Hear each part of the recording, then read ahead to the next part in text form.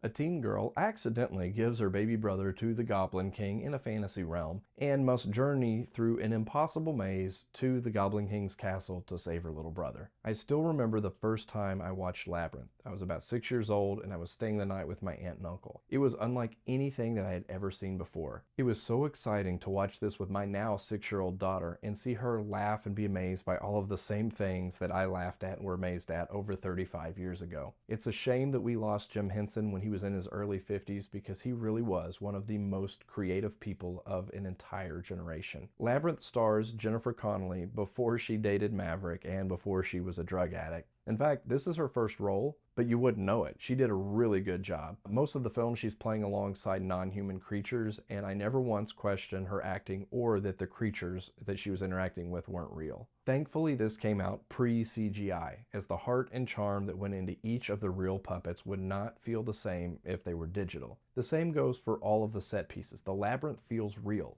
feels alive, and it feels huge and illogical, much like an M.C. Escher painting. Each new scene in our hero's journey is met with a new creature. My daughter's favorites were Hoggle and Ludo. My favorite scene, just for the insane creativity, was the Well of Hands. Most people just don't have an ounce of creativity that Jim Henson had. He was able to bring this world to life. From the giant creature Ludo down to the small inchworm, or even the plants with eyes on them, every minor detail of the labyrinth was full of life. Each character has their own personality and it shines through. And then there's David Bowie, who honestly is my least favorite part of the movie. I didn't love any of the songs that he sang and thought that when he was singing it kind of brought down the pace of the movie a little bit. But his charm and pure 80s rock star persona when he isn't singing made up for the singing parts. And then there were his pants. You could set your clock to those pants. That's a phrase that probably doesn't make a lot of sense to you until I show you a side by side with this guy who clearly it's 1 o'clock.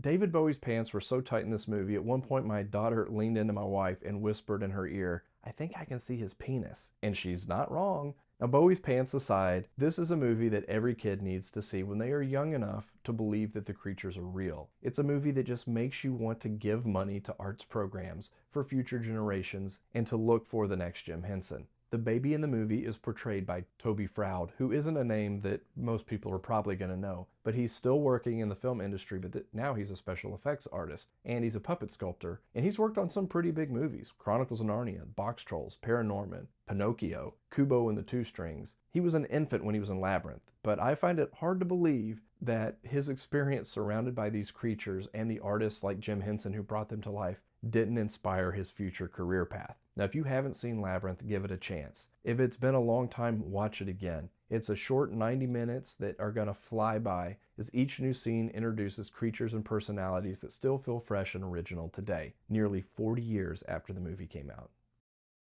David Bowie, dressing up and talking in an old English accent, giant mazes, long hallways, M.C. Escher.